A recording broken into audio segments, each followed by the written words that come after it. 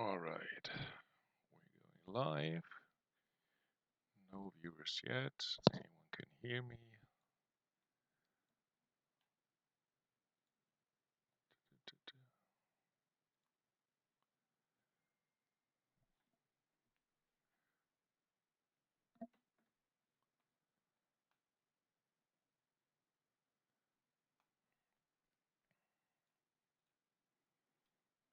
All right. Go to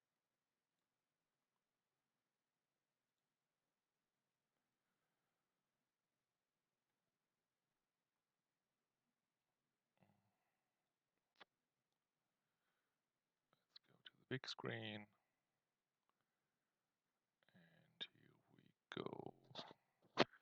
25% drop frames. I hope that's not too bad. All right, let's do this now and see if anybody wants to come and join live, and else you can watch this video afterwards. Hi, this is Bastian Winkelhaus. I'm coming to you here with a new episode of my Jedi Training Academy that I did some videos on about half a year ago to share some of my wisdoms in regard to gameplay and deck building. If you haven't yet, you can see the episodes on YouTube. And we are just like about an hour after Thet 13 dropped on GAMP. And so I want to use this opportunity to, yeah, build a build a new deck here and put my deck building, whoop, put my deck building episode to the test. Just checking why I'm getting this one. Sorry. Okay.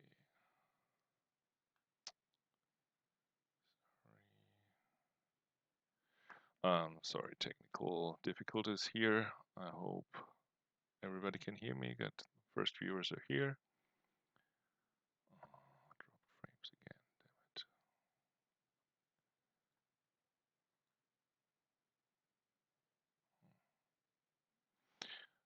damn it. Anyway, where was I? All right, so let's do this and put the deck building stuff that I talked about to the test with the new objective that just dropped on set 13 on GAMP, which is called Shadow Collective. Yeah, lots of excitement, I think, when the spoiler hit the forums. So I want to put my theories to the test and build a deck here. Why am I suited for this, despite the set just dropping 1 hour ago? I've been on the playtesting team and did a lot of playtesting with this objective specifically. Of course, during the playtesting process, lots of cards get changed, get cut, get added according to our results. So it changed quite a bit in the last few weeks, but still, I think that a lot of the stuff that I know from playtesting can be used here. So we're gonna have a working deck here. I'm not gonna say that this is the best deck, but and I hope it's not the best deck that we're gonna build here, but it's certainly gonna be a workable deck that I think can be the basis for what people will try uh, in the next few weeks. Okay, so I didn't build the deck yet. You see a screen full of cards and wonder, wait, am I too late or something? No, that's not the thing. We're starting here with the starting effect and a complete set of shields. And we're starting here with the objective, the Shadow Collective objective at the first card. And what I like to do is to first get all the cards in that this objective lets you download in some kind of form. So we got here Deploy Maul's Chamber. This is the first card we added over here. Um, and Maul's Chamber will download Maul, which we have here. And then the text says, once per turn may download a non-unique blast or a card with first light entitled. So these are the next cards that we're having here. And then this deck specifically has a lot of character restrictions. So it looks pretty wild in the beginning. So what I did here was just like take mostly all of the characters that are allowed to deploy in the deck and put them on the screen. You can see here multiple versions of Jabba. Obviously, we're not going to play all of these, and there's a couple of people that we're going to cut very, very quickly, but I just wanted to put practically all of them on the screen first. The only thing where I didn't do was with the droids. You can see here, you may not deploy cards with ability or episode 1 droids. So you can't play P-59 or any of the battle droids, for example, but you can still play a lot of droids. I did not add all of these to the possible deck slots. We're putting a couple of them here, and but all these mining droids, mouse droids, or whatever, they're not here in the deck list. Okay, so the advantage, and then of course we're starting a 2-0 side. So when it goes for which kind of starting interrupt to play, we got this new interrupt from the last set, slip sliding away, which works and which is just yeah, better than prepared defenses or heading for the medical brigade, because you can play another battleground side in addition to getting 3 effects. And when you do this and deploy side and 3 effects, you get 4 cards on table. So the 12 card start where you get 4 more cards in hand, I think is not what we want to do here. So, and I picked some possible sites, of which we're going to pick one to put on the screen here. I'm not gonna, again, I'm not putting up all the sites that are possible because that would be way too many. Okay, and I think when you got this, when you see what you can put into the deck, you already get some kind of feel for where the deck is gonna have to go, especially in regard to battle plan, battle order. If you want to look at the last episode I did on deck building, you will see that I talked a lot about this being practically the most important shield in the game. And we're seeing here that we're putting out probably a lot of sites, a lot of battleground sites. You know, first light, we can pull 3 sites, which are 2 of them are battleground sites. We can play another battleground site with our starting interrupt. And we see all these characters, of which we're having a lot of warriors, but not that many really good pilots. So this is why I think that the best way to go is very much ground only. And then when you say, when you get to the ground so much, it's always hard to, yeah, to put a token space presence in there. It's definitely not, I think, not a way to play system and to play some decent space, decent sized space force. That's going to be hard to fit into the deck. So we're most probably going to talk about ground only. Yeah, I'm going to talk about some more problems that would happen if we go to space in a minute. But let's just talk about ground only. What are the advantages and disadvantages of that? Of course, the advantage is if your opponent is not going to space either, then all of your cards are valid and all of yours are working for you. If you put a ship in there or 2 and there's not going to be space, these are wasted cards. But the thing is, you're also going to be hampered by the battle order, battle plan shield. So you will have to pay for your drains all the time. and your opponent who sees or assumes that you're not going to space will have an easy time if they have one or more systems in the deck to drain there probably for free and also without having to put much stuff out there. So only going to the ground is definitely not for everybody, and you have to see for some things in your deck if you want to do that. So the first thing is here we're having multiple battleground sites, so we're not dependent on our opponent giving us battleground sites to drain at.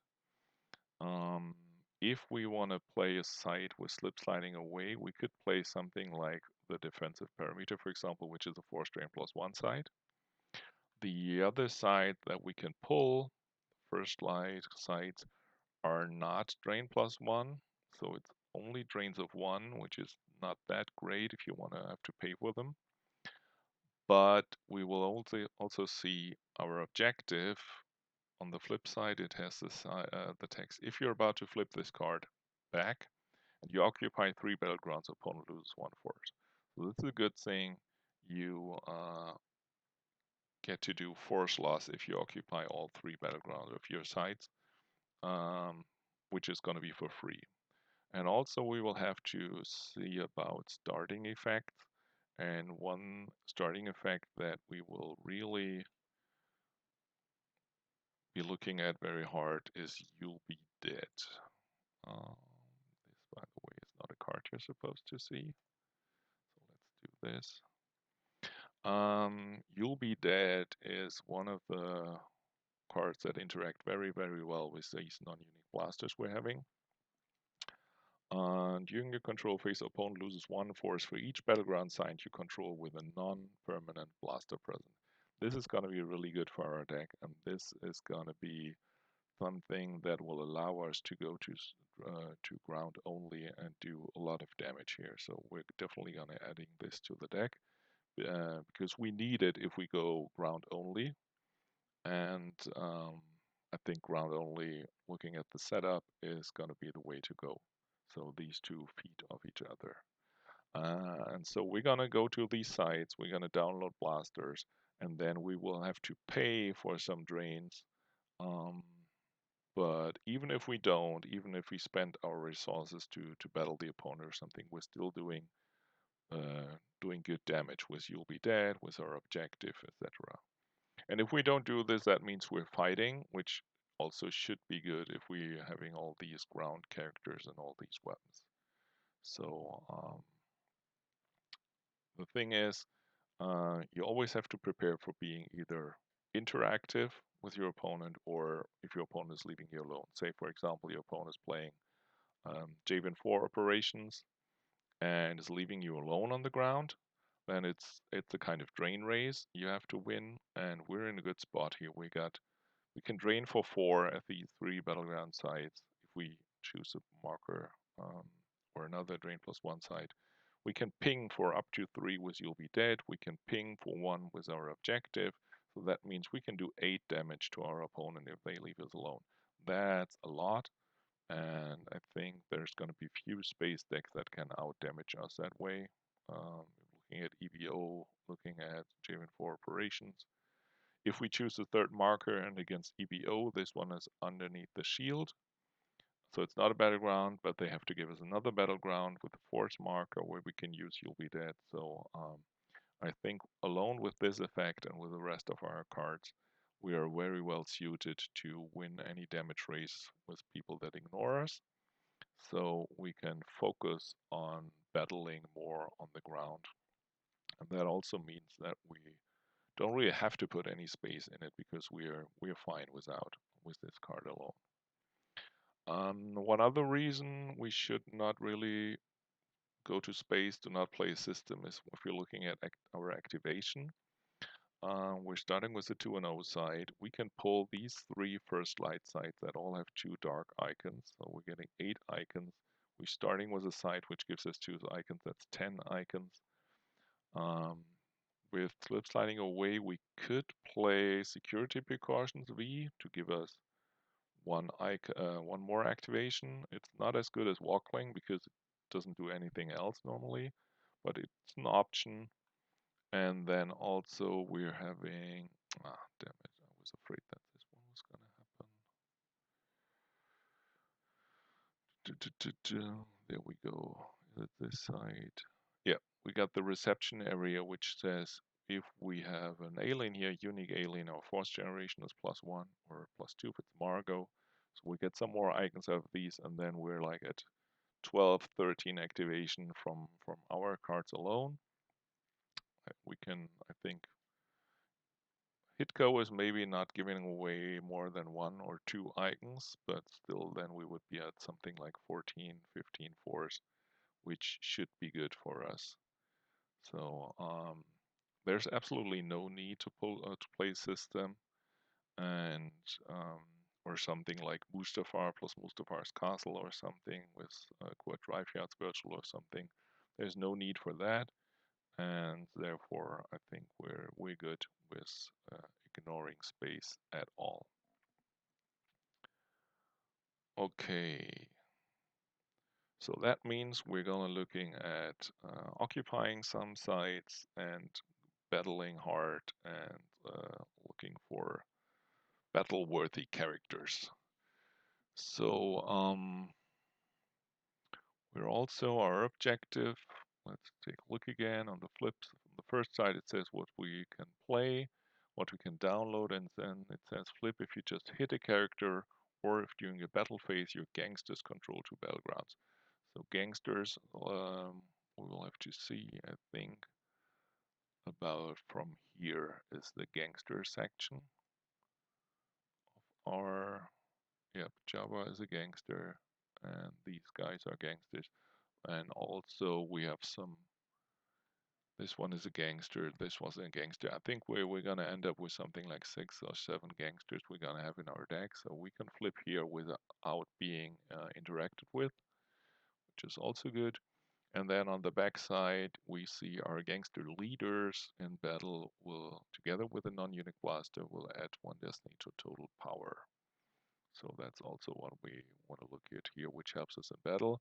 During playtesting, we had a couple more stuff that this objective was doing, but I think that is a lesson we learned from, or not we, I'm only one of the playtesters. Design decides this stuff. But I think one of the things we learned from something like No Idea was that we shouldn't put too much stuff on the objective. So that's why the backside of the objective is kind of boring. It doesn't really do that much. I mean, you circulate and you shuffle, and then you can add 1 destiny to power under specific circumstances, and that's about it. But still, 1 destiny to total power shouldn't be, yeah, it's not worthless. And then everything else will have to make up for what this objective does for us. So what we can pull the first light sites, the 3 sites, which is going to help our activation, get our battlegrounds going. We can get the blasters, so this will help us with this objective. Okay. So looking at all these characters, there's a bunch of them we can throw out relatively quickly. Like for example, this guy, he's at 3 to power pilot, but we're not going to space. Then for Dengar, for example, now we will do that one later.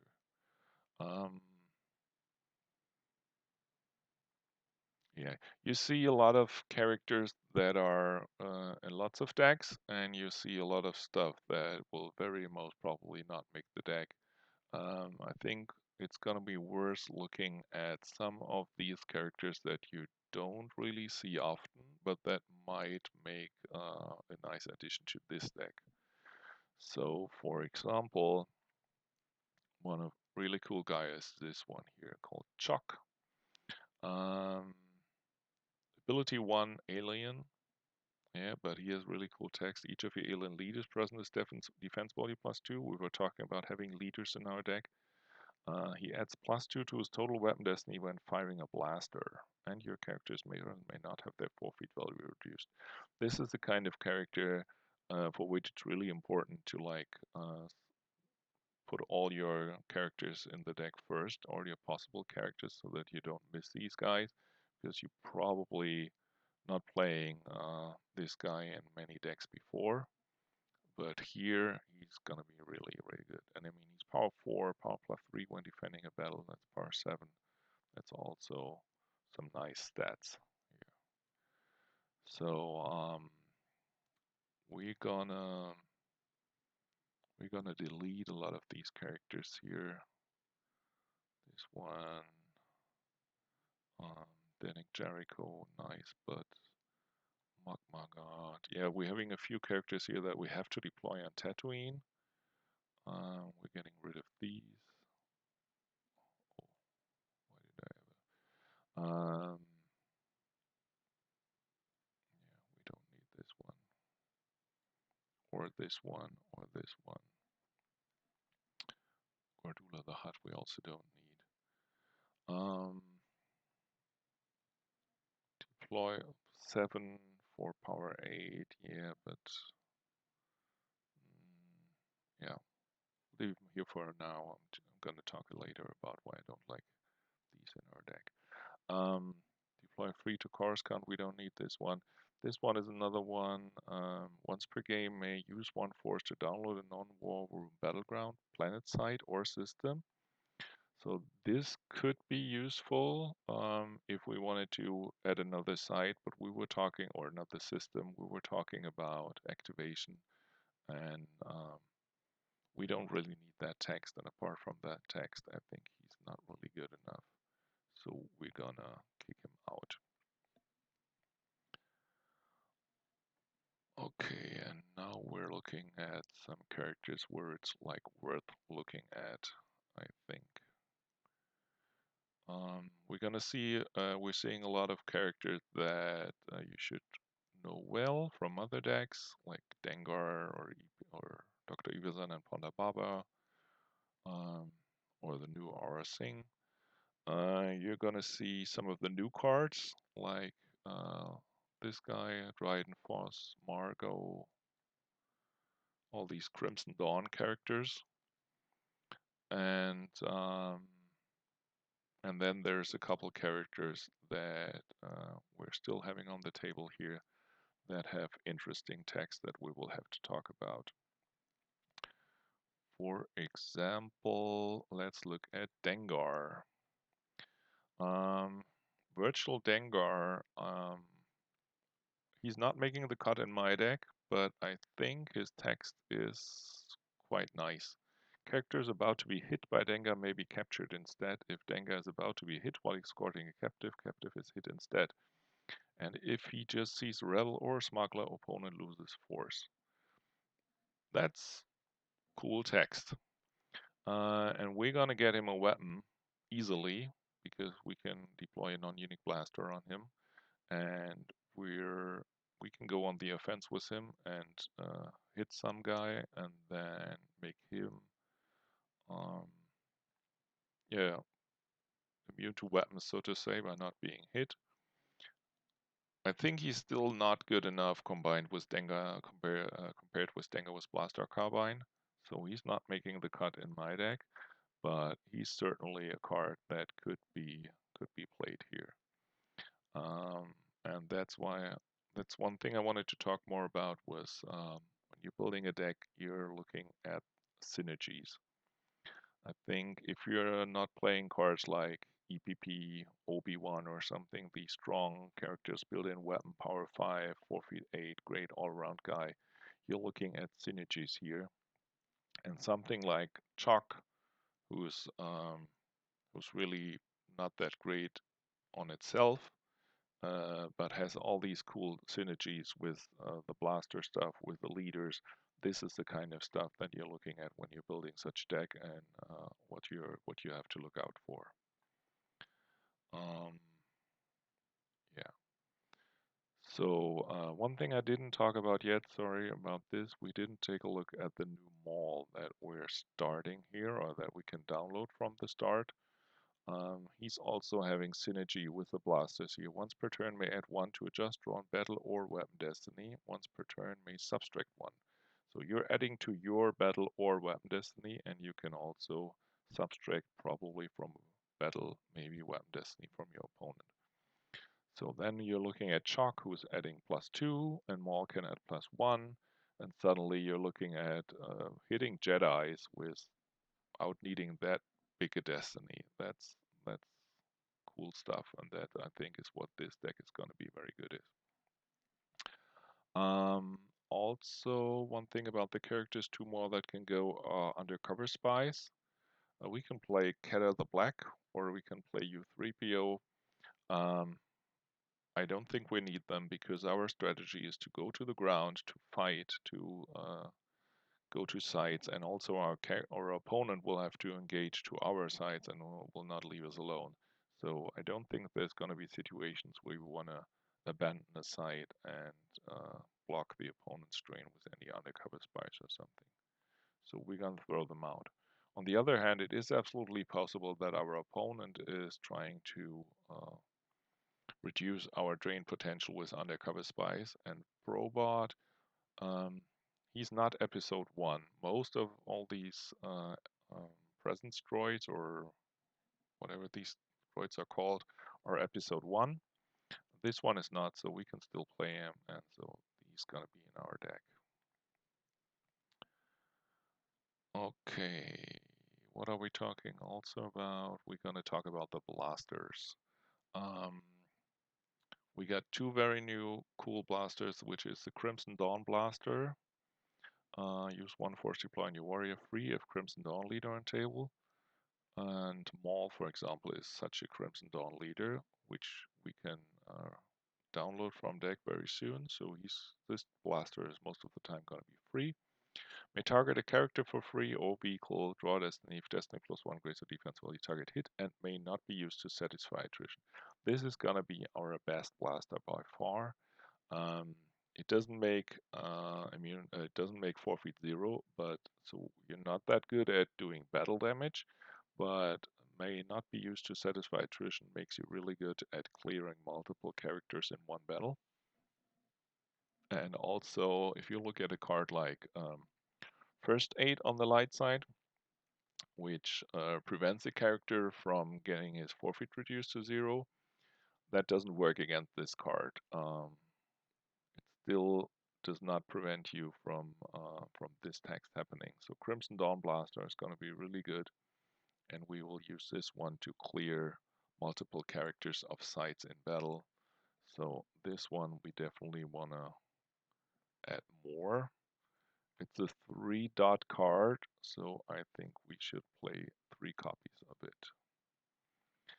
And then the other one, which is it, this one, is the Black Sun Blaster, which is also new. Use one force deploy on your alien warrior free if Black Sun agent leader on table, of which we play some, but we don't get to automatically download them. So someone like Zyzer, for example, will enable this one, but we should be prepared to have to pay 1 force to deploy it from time to time. May target for free, draw destiny if destiny +1 greater defense for the target hit, and you may activate 1 force. Yeah, may activate 1 force, not that great, not that big a deal. It's Destiny 4, so it's definitely playable, but it's not going to be the centerpiece of our deck. If you look at other cards that you can play, you got this one, Imperial Blaster, Forfeit 3, Destiny 3, use 1 force to deploy, target hit. So this one is definitely worse, we're not going to needing this. You get something like the Boo Blaster, use 1 force to deploy. Targeting costs 1, target hit if Destiny +1. So it costs a little bit more force, but it's Destiny 5 instead of 4. So yeah, could theoretically also be playable. Yeah, I think we're gonna go with the Black Sun Blaster instead, but it's gonna be very close. And then if you're playing on Tatooine, And you can also deploy Mos Eisley Blaster. It doesn't really do anything, but if you're looking, or it doesn't really do much, it makes the other one forfeit -2, but it's Destiny 5, so I had it in my deck at the beginning. I threw it out. The problem here is also it's not hitting, so it's not flipping your objective. Um, but it was a nice idea, so to say. And then you have the Stun Blaster. This one can really swing some battles here, may target a character or creature using 2 force, draw Destiny, and then you return the character to hand. If Destiny +1 greater defense value.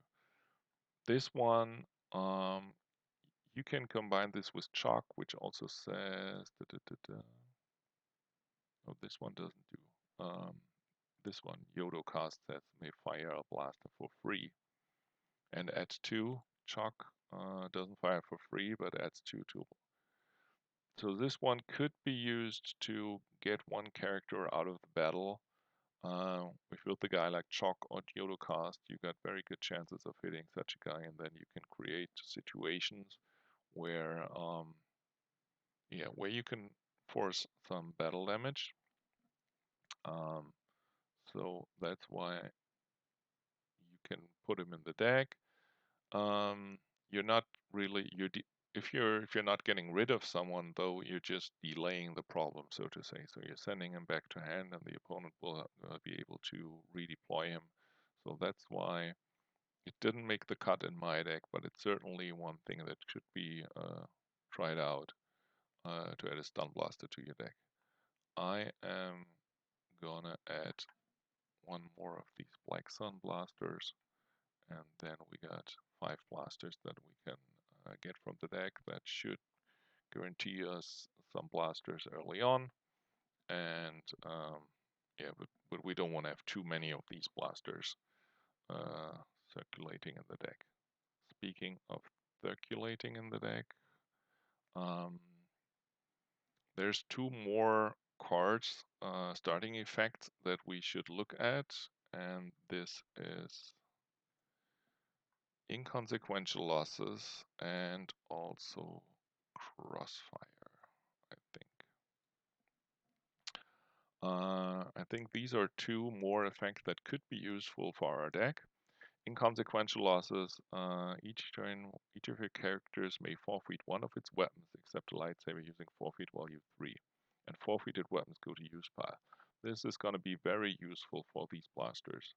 And that's why we need 5 of them and not more, because hopefully, or normally, our blasters should go to used pile and not to lost pile.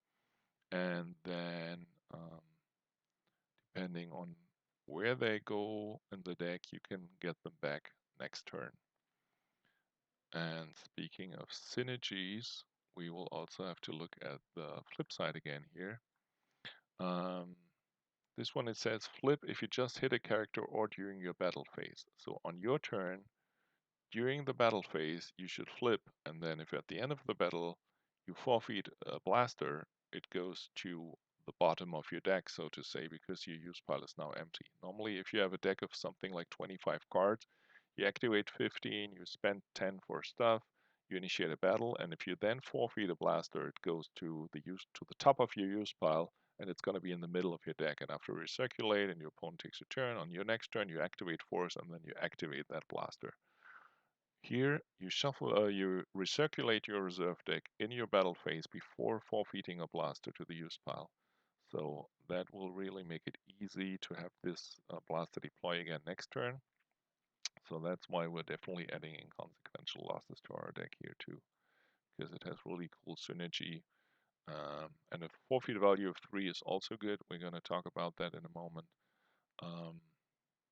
Yeah, and that's why we want these blasters here in the deck, and more than just 1 or 2. One more effect that works nice with these blasters is crossfire.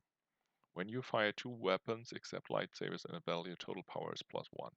So this could be used maybe together with Stun Blaster, for example, to do some battle damage and get some really mean battles going on.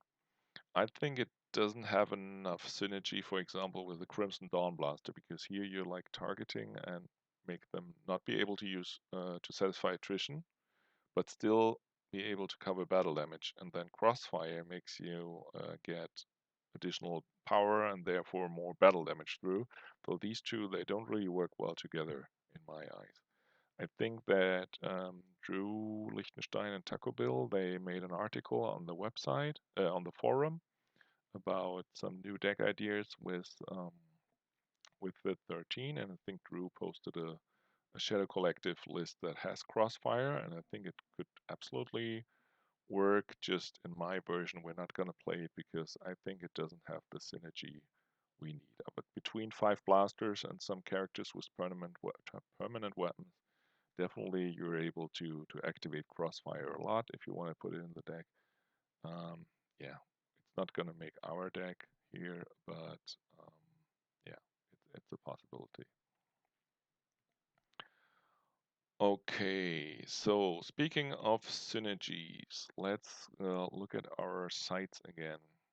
We have here first light bar. Once per game may download Margot, Wooher, or a musician. Wooher, can we even play Wooher? I think not, right? He's, yeah, he's not even playable for us here. But theoretically, you can play the bar in another deck. But you can download Margot or a musician. And then on the other side here, while your unique alien here, your first duration is +1, +2 with Margot. So we should really take a look at her. Power 2, ability 2, stats are not really great. Once during opponent's deploy phase, may use 1 force to choose break cover of an undercover spy or draw destiny. And then opponent needs to spend 1 force to initiate a battle here. Yeah, in my eyes, she's not really doing anything. I mean, theoretically, she can break cover of opponent's undercover spy, but we got other cards here, for example, the Probrat. So she's giving us activation +1 at the reception area, but that's not really what we're looking here in my eyes. I think pulling her with the one side, then moving her to the other side to get activation +1 with a very mediocre character. She's not even a warrior, so she cannot hold a weapon. This is not going to be enough, so she's not going to make the deck here. Which means on the plus side that we can use this text to download a musician. And if we're looking at our characters here, there's a few musicians that we could play. For example, Rustal. Not great stats, but may retrieve 1 force each time you deploy a musician to same site. Does that work on herself? I'm not 100% sure. May 1 force to charm a male if ability um, smaller 3. So if our opponent attacks us with any kind of scrubs, we can do that. But also not a warrior, so she's not making the cut either. We have one more, this guy. Umpastai, he's a musician too. Yes, he is. Power +2 at Java's power side. Each other musician here is power +2 and immune to attrition smaller 3. So you can, yeah, if you want to do this guy, you should have multiple musicians in your deck, of which we don't have that many to choose from. So he's not really useful either. And I think that's all of the musicians we got in our possible pool. So what are we going to do with this text? We were talking about having synergy. That leads us to one more starting effect we can play, and that is quietly observing. Quietly observing this one. Deploy on table. Aura, Bosk, and Cat are Destiny +2. You may reveal up to 2 unique aliens from hand, and they become assassins and Black Sun agents. And if we look at our objective, we need Black Sun in lore, so doesn't help us, but assassins are also allowed. So this one will allow us to deploy 2 more or get 2 more characters into our decks that are aliens of any form, and then add them to our deck if we use this one as a starting effect. And then we're gonna look at the lore and say, do we have a musician alien? Yes, we do, and quite a few nice ones. But the most interesting one, obviously, is this one here, Arika. Um, the non-virtual one is an undercover spy. We don't want that one, but we definitely want virtual Arika in our deck. She's a musician, so we can get her to the side. Um, she has quite nice stats. She's immune to attrition. She's a warrior. And also, during a control phase, if present at a battleground and Luke is not, may trigger 1 force.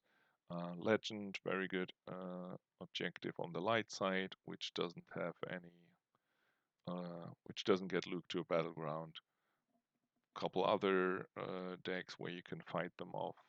So we definitely want her in the deck. She's going to be really helpful, and she will have nice synergy with the bar because we can then deploy her there from deck. Also looking at synergies, we have here Trident Study. During your move phase, your Crimson Dawn leader may move between here and the side. This is an interesting decision you will have to do in your games with this deck, which is what you're going to do with Maul. You deploy him from deck to this side, where he's not doing anything, and where your opponent may only deploy Ezra. No Jar Jar, no Spy except Ezra. So most probably you can play Maul to the side and he will stay there and do nothing, except use his text, of course. If your opponent is playing Ezra, he can attack you there. With the Dryden Study, though, you can teleport Maul onto the first slide and then to one of the battleground sites. So this is one thing you will have to look out for in your games. Do you want to have him at a background or not? You don't want to lose him to his. You don't want to lose his text, and also no, he's not that easy to hit. Ability 6. He is immune to attrition smaller 5, but still, he can definitely be hit in a by lightsaber in a battle. So you will have to look out for him. And you got the synergy to get him from the deck to the first light to one of the battleground sites. And then he's another leader that will help you flip your objective, etc. But you will have to look out to protect this guy. Okay, then Synergy. When we're looking at more sites that we can play with slip sliding away, I put up Tatooine Watto's Junkyard. Why did I do that? Because Watto is one of the characters that you can play with this objective. He has Hut in his lore, I think. Yep. So that's an interesting idea. I tried it at some point. Um, But the thing is, you're having 3 battlegrounds that you want to occupy, and your opponent can choose where to attack. So why should he attack you here at the junkyard? You're not draining +1. You're not doing anything that you're not doing at the other side. So yeah, that's why I think you don't need the junkyard, and therefore we also don't need Watto. And then we have here an interior side, force drain -1. Blasters may fire at nearest related exterior side. If your opponent is playing Cloud City exterior sides, this is a nice text, but apart from that, I think that's not the kind of site you're looking for. We want to fight over sides. We want to have good text on our side and not the force drain -1 here. A potentially nice idea. But that's too much synergy for my liking. Is Chasm Walkway. If Weathervane and on table characters about to be hit here are relocated there, so if you play Weathervane and hit characters with your blasters, you can also remove these from the battle and then cause maybe some overflow. But yeah, you need the Weathervane. It also works against you if your opponent's weapons. So could be an interesting idea, a little bit too gimmicky for me. The site we're going for here is definitely the third marker, because not only do you have 4 strain plus 1 site, you also have add 1 to each of your weapon destiny draws here. So this is the site that I'm picking for my deck. Um, it's not interior like the other sites, it's exterior, but and we're not playing any vehicles or anything, so the exterior doesn't help us. Might help the opponent, but still the rest of the text I think is good enough that we want to play this one. Okay. What more do I wanted to talk about before we go to the red section? Oh yeah, characters here. Aura thing, we could theoretically play the non-virtual, but we can only download non-unique blasters, so we cannot get her Aura Things blaster. So she's going out. And then we got this guy here, lots of power. Yeah, but exchange in hand with this character and lost pile. This could work for us with Maul, but we as a backup plan to get Maul back if we lose him. But yeah, having to pay 8 to deploy him is not really good enough, so he's not making the deck either. And then we will have to decide on what kind of Jabba to use. This one isn't really useful unless we're using non-unique characters. This one may double the power of one if your other alien's present, which is nice. I prefer to go for the additional battle destinies. While with your alien leader, and we're gonna play a bunch of leaders at one battle destiny, so this is the Jabba that I prefer. And since we're not taking any Jabba's Palisade or something, we're gonna take this one out too. And then I think, yeah, we have to decide about the 4 LOMs. I don't think we're gonna need the virtual one. This is like the character base that we're looking here when we're taking out the obvious characters that are not good enough, but also some of the edge cases that we were talking about that are possible characters, but I think that are not just quite good enough. So that will leave us here with 1, 2, 3, 4, 5, 6, 7, 8, 9, 10, 20, 24. We're gonna add one more character here, 25 characters. So if you're looking at advice like how many characters do I need in my deck, that's pretty hard to say. We're going ground only, so we're gonna need quite a few characters, but I cannot give you a real good number, like saying please use 20, 23, 25, whatever. I think all of these characters are really useful and have good text. I don't want to get to more characters. And if we're looking at duplicates, which of these characters are so good that we want to have doubles of them? I myself prefer to be more versatile and not have many duplicates, or in this case, not any duplicates at all. And for the start, I would say please do not use any duplicates, use all of these and then try them out.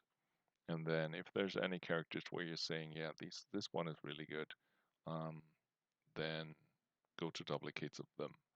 But I think it's better to use a broader character base without any duplicates than take some of these out um, and add duplicates of another. Because all of these characters that are in the deck here now um, are really, really good. So they're worth playing. And that's what I would say to you. However, only Zuckus and Bosk are missing with the old bounty hunter crew. Yeah, Zuckus and Bosk are not allowed to be played because you need to have bounty hunters that are episode 1. If we go look at the deck again, it says they need to have some stuff in lore, or they need to be episode 1 bounty hunters, and Zuckus and Bosk do not fulfill any of these criteria. So we could add one of these with quietly observing. So that's definitely an option. And if I'm looking at my other screen and what characters I added, I actually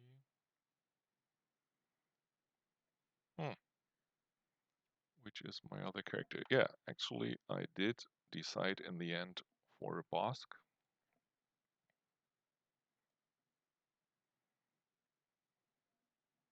as another character who is quietly observing, but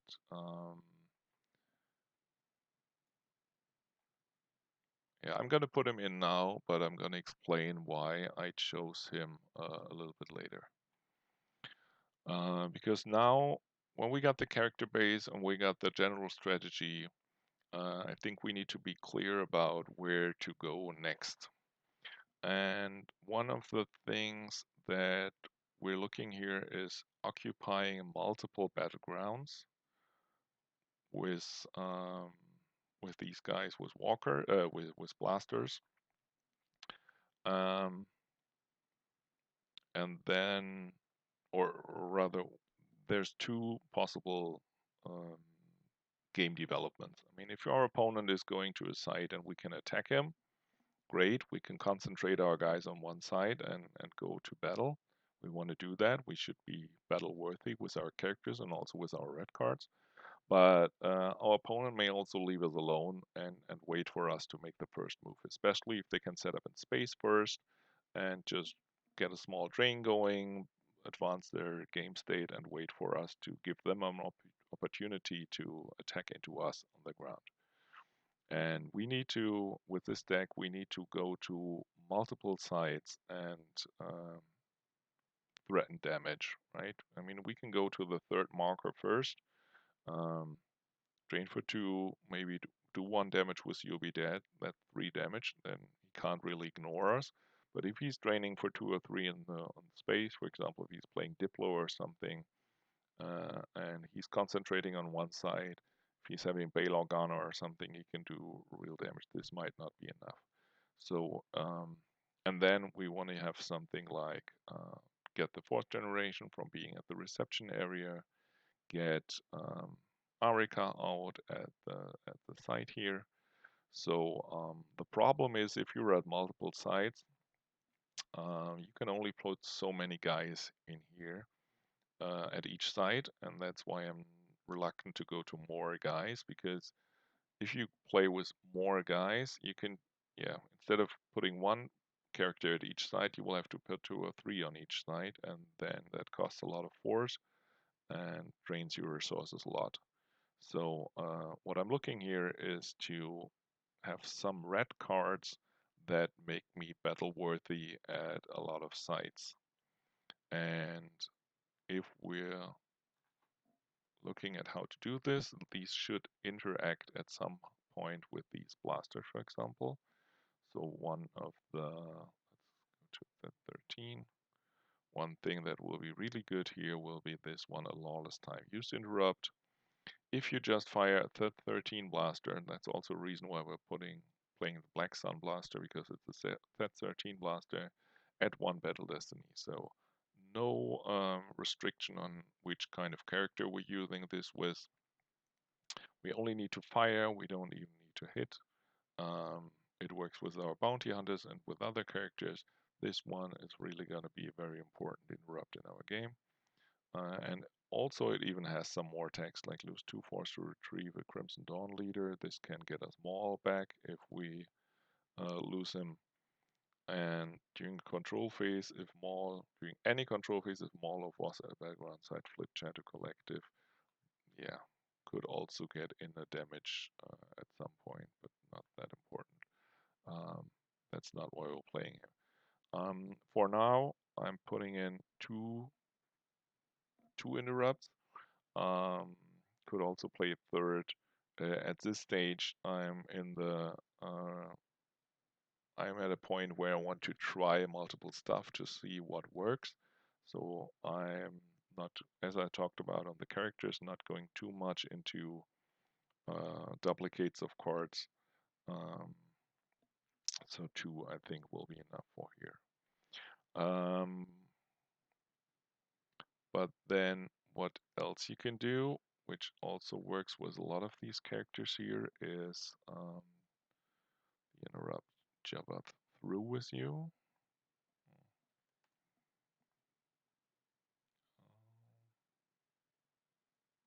This one.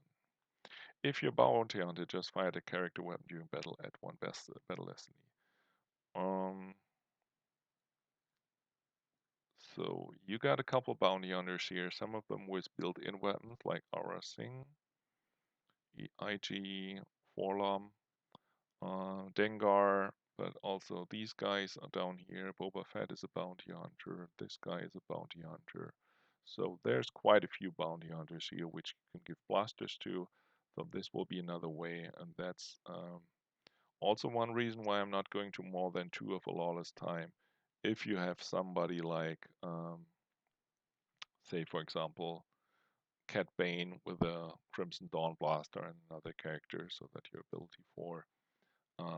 If you have 2 a lawless time, you can still only play one of them because it's unique. If you have 2 of these, you can only play one. But if you got one of each, you can add 2 battle destinies here by playing both of these with the same character, with the same firing of a weapon. So I'd rather go for multiple different interrupts than too many of the same. And then one more thing we should look at is hidden weapons. We're having all 3 characters that can play hidden weapons: Yoda Cast, Boba Fett, and Jango Fett. So this one is also, it doesn't really, probably will not work that we will have all 3 characters, one of each side. So that was this one will help us defensively, but it will help us defensively with some of our characters, and also help us on the offense as a nice way without having to pay too much force, getting an advantage in battle. Hidden and weapons. Yeah, you probably know the text. If not, you can look it up. And again, we're talking at synergy here because one more card I want to put up, or no.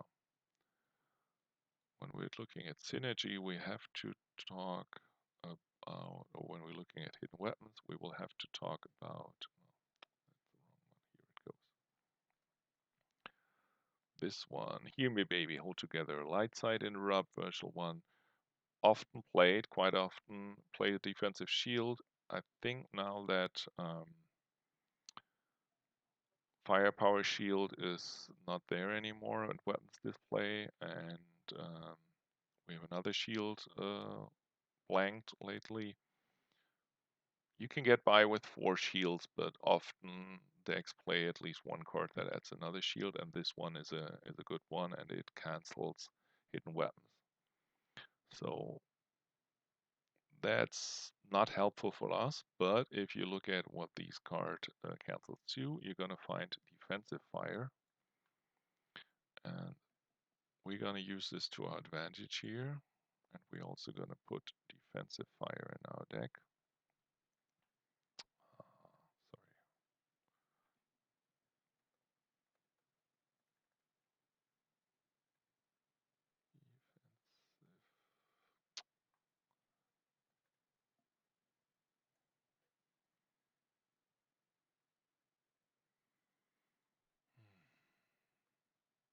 There we go.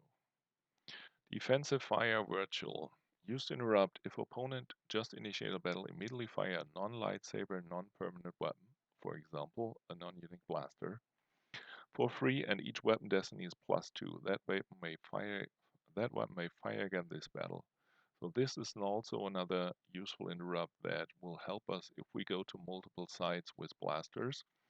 Not so much in preventing getting beat down, but in allowing to counter attack on the next turn. Again, I talked about this a lot in my previous videos. If you're looking at battles, it's always how much do I put out, how much do I attack with, how much can I get attacked with, so that I don't get too much battle damage. But also, whenever you initiate a battle, you have to think about the counter battle. What will happen at the end of the battle? What will remain at the site? And this card, for example, together with the Crimson Dawn Blaster, if your opponent attacks you with 3-4 characters, you can really um, create situations where they're having one single character left at the end of the battle, and you can get a very good attack back into that. And this is where defensive fire will help us. Um, so that's why we're also adding 2 of these to our deck. And you have the additional synergy between these 2 cards, that they're both cancelled by the same interrupt. And so if your opponent is playing this interrupt, it's good to overload the card and say, all right, you canceled my defensive fire, but I'm gonna punish you with the hidden weapons, for example. So that's why we're playing these interrupts too. Let me check once more. Yeah. So these are all cards. No, the defensive fire is the only card of these that works only defensively if opponent just initiate battle. Um, so we got these because of synergy. All the other interrupts, they're good at both defensive and offensive battles, and that's the best kind of card that helps you in multiple situations. We're looking at one more card. Let's see. I'm gonna add one Stunning Leader. Thanks to Weapons Display Shield getting cancelled or not having text anymore, you're seeing more and more of this card, and this is also a card that's gonna help us defensively, but also can help us on the offense. Because it excludes all characters ability graded 2 and all leaders. We don't have that many characters here that are ability 2 or less and no leaders. But there's a few, and this one can help us on the defense to cancel a battle where we're having only guys that are ability greater 2 or leaders. But we can also use it offensively, and we can use it at least at 2 our sites, at the first light sites. We cannot use it at the third marker, but still, I think it has enough potential that we're adding at least one to our deck. Um, and then one more that I think is a staple or should be a staple is at least one card of sacrifice, to prevent forfeit from being reduced from one of our characters, and to prevent any kind of battle damage. And my experience with this deck is that you're really able to, you should try this out, to really get by with putting very few characters out at sites and still not getting overpowered. Because if we play something like Erika to the bar, she's power 4, she gets a blaster, and the opponent attacks her, you can see she's power 4. You're gonna draw Battle Destiny, say something like a 3, so we're power 7. You add another Battle Destiny because you play a Lawless Time, then you're at power 10. You forfeit the blaster for 3 because of inconsequential barriers, so then you're at power 10 and you get 3 forfeit, and so you're covering 13, and if you can keep her forfeit intact because she's not hit, because Maul reduces weapon destiny, or because you can prevent her forfeit from being reduced with this card, then you're looking at power 10, forfeit 10, and your opponent needing more than 20 power to cause any battle damage to you. That's good. So I think that this deck is pretty resilient and can get by with putting few characters on the at sides to put pressure on your opponent, and then you can hold back other characters to attack into your opponent. Let's see, another staple card that we're adding here is an imbalance to prevent blaster proficiency. If you have 2 characters out, you don't want to have one of them killed and removed from battle with sorry about the mass blaster proficiency. And also good text all around to get back a good character or to cancel any retrieval. That's a staple. Also, we were talking about playing defensive shields. So we're gonna play 1-2 with which one did I take? The cold feet.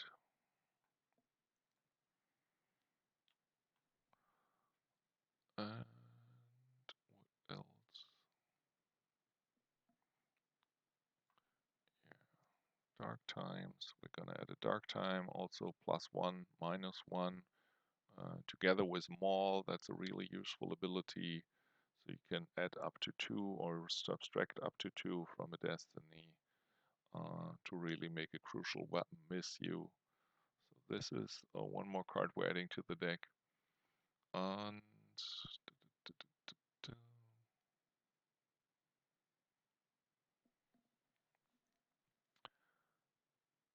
oh yeah, by the way, I wanted to talk about Bosk and why I have him in the deck, why I decided against for him. He's also synergy, for example, with the Stunning Leader because he's ability 2 with quite nice power value, and he's good with opponent smugglers or Wookiees.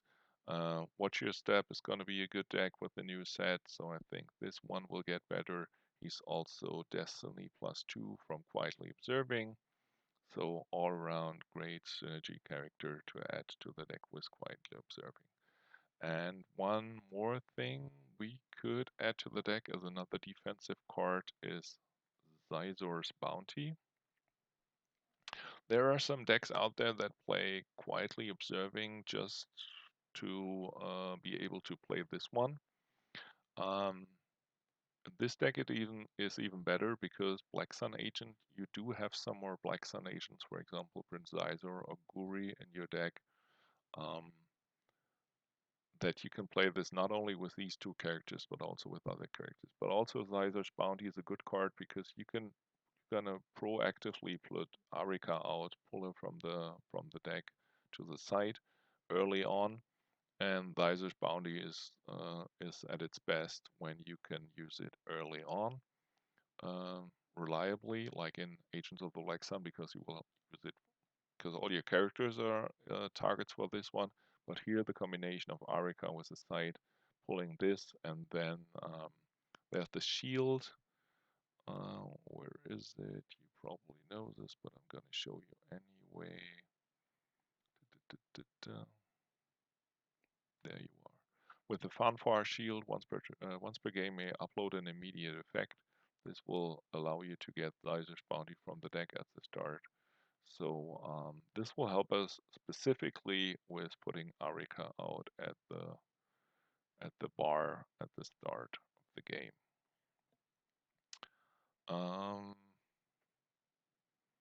And then one more staple card that I'm adding is a Sis Fury to redraw a character for Destiny. You're having quite a few characters in your deck with not that great a Destiny. So being able to get one of these in exchange for a better Destiny, always a good card. There's just a few cards here: Sis Fury, Dark Time, Cold Feet, Imbalance, Sacrifice. These are cards that go into pretty much all of my decks because they're just very versatile all around cards, and they're just fulfilling one important aspect of the game. For um, Cold Feet being able to play more than just one, more than just the 4 usual defensive shields. You should play one of these cards that lets you play additional cards. A Dark Time, also the text where you say my battle destiny draws may not be cancelled can be important against multiple cards. And so these are some staple cards that we're adding here. And then I wanted to add 2 more things here, and then we're going to wrap this up. Let's come up with one more pretty original idea, and that is this not the name? Quick, quick reflexes, not quick draws, quick reflexes. This one I think also has some very nice synergy with our cards. Deploying your side of table during your draw phase may use 2 force to search your lost pile, take 1 hidden weapons into hand, or take any 1 blaster and immediately deploy it for free. So we were talking about hidden weapons. It's a cancelable interrupt. It can be grabbed if your opponent doesn't cancel it. But it's going to have more synergy here with this card because it will allow us to, if we have hidden weapons in hand and our opponent is draining us in space or something, we can just lose it and then during our draw phase pay 2 force to get it back into our hand and lose it again for the next turn or something. So this will give us additional resilience in games where we're not outright battling each other. And the other aspect is you can take 1 blaster and immediately deploy it for free. So if we're losing some blasters from our circle, like deck, deploy it, sacrifice it to inconsequential losses, etc., we can get it back into the system with this interrupt, with this effect. So either we lose 1 for drain from hand or from deck, or our opponent killed 1 of our characters prematurely before we can forfeit the blaster, for example, with blaster proficiency, sorry about the mess, then we can get the blaster back with quick reflexes and get it back into the system. So I even added 2 of these to the deck because, yeah, I think it's a really helpful card. And also 1 more aspect of Shadow Collective that we should talk about that I didn't yet, which is more from the gameplay perspective. Flip this card if you just hit a character or during a battle phase. This really helps you in the later game stages where you have something like a reserve deck of 16 cards or something and you can activate 15 force. You can then activate all of your stuff and you have force to work with for drains, for whatever, for deployment and battle, because at the start of your battle phase, um, you can recirculate your deck and still have a reserve deck to draw destinies and stuff. So you will not have to say, all right, could activate 15, but I rather only activate 12 because I want to battle, and then you're missing crucial force that you could use, for example, to activate quick reflexes. You can activate all of your force most of the time, if not all of the time. So you should have the force to do this.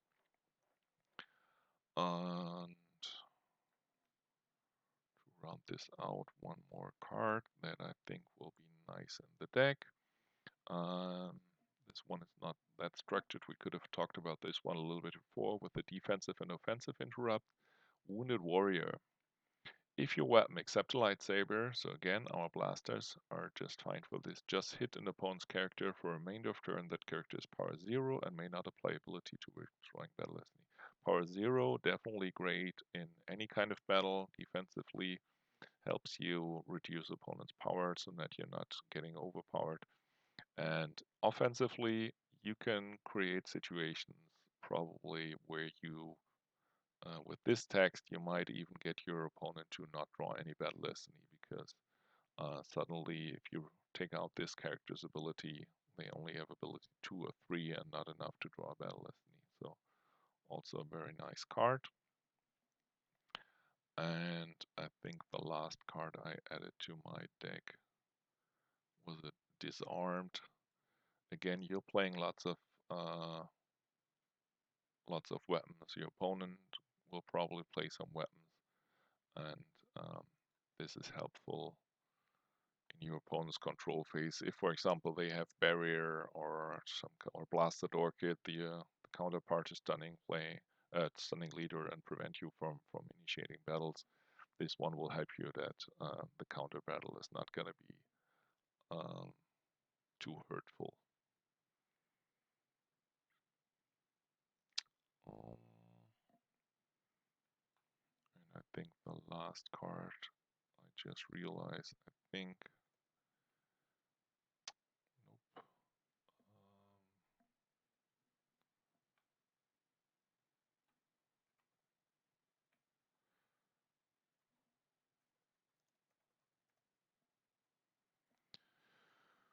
Still coming through. Yep, that's one more interrupt I wanted to add to my deck, and I think looking at my list that I cut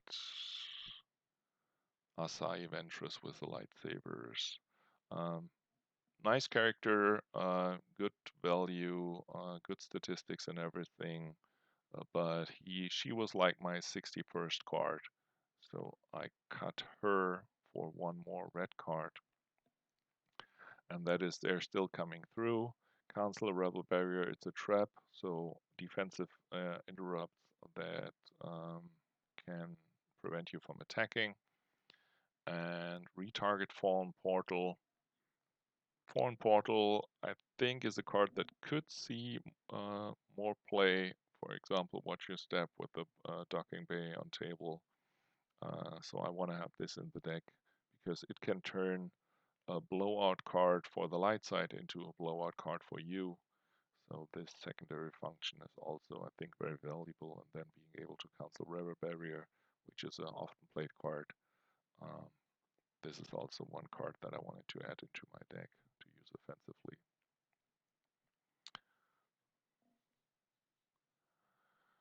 Okay, and yeah, there you have my deck that I was playing during and at the end of playtesting. I'm just seeing there's two more questions in the chat. That's great. What about Luxor Droid against the gift, Jabba through with you, and Imperial Artillery? Yep, let's go through it. Imperial Artillery, we cannot play it because of You'll Be Dead. Imperial Artery is a Lost Interrupt. Well, we can play it, but playing a Lost Interrupt that says lose one force is not really worth it. So with the amount of damage we can do with You'll Be Dead, I definitely prefer this one to do the constant ping damage than the one interrupt. Jabba through with you. We already have this in the deck, two of them, and then a gift. Yeah, a gift can be a problem. We do have the Pro bot against that one. The thing is, we're not playing. Yeah, if you're playing against something like Prophet, this could be a problem. Um, it was actually at some point during playtesting, Dryden Foss was able to fire a weapon in control phase. He can't do that anymore, so I agree with you that that Probot is the only card we have against a gift, which is probably not ideal. So probably a good idea to add one more card. I'm not sure if it's Luxor Droids, but something like Sniper or something could also be a good idea. Yep. The problem is you always got more cards that you can add, and definitely if we're seeing Prophet emerge as a deck that is seeing more play, then having another card against the gift is certainly something that should be considered. I think at the moment, I mean, I played it in the OCS playoffs and everything, but still, I don't think that Prophet at the moment is a deck that is well placed in the meta. So we will have to see about this one. And then the Weak Way Marksman, I have to say, I will have to look it up. Weak Way Marksman.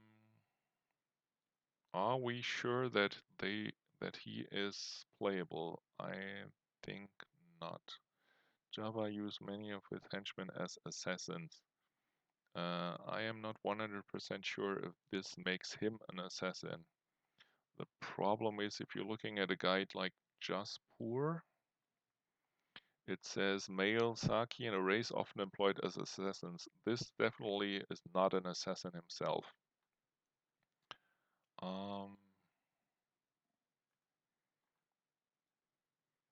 But we can take a look.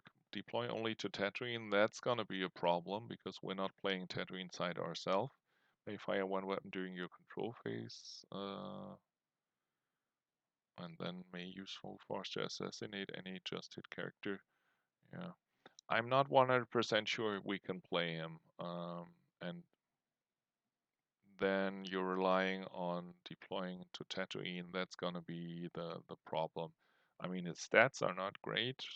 He's gonna eat a lot of force to be able to use his text. Um, so I'm very skeptical for two reasons to include this guy. We would need to make our slip sliding away side a Tatooine side at least, so that we can play him no matter what the opponent is playing, and even then, yeah, I'm skeptical.